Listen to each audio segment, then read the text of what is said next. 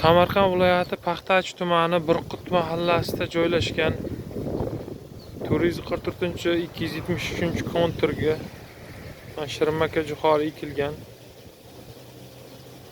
Bu konturimiz 13 gektar maydonga ekilgan va 38 ta ijarachi bor bu yerda.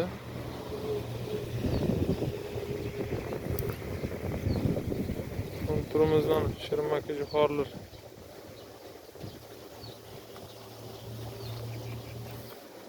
oxiri shu taraf.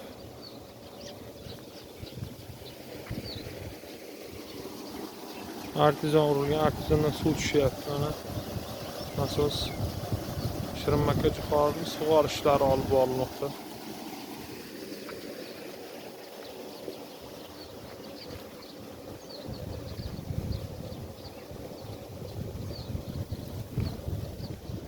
Tablichkalar qistirilgan, mana har bitta ijarachining joyi.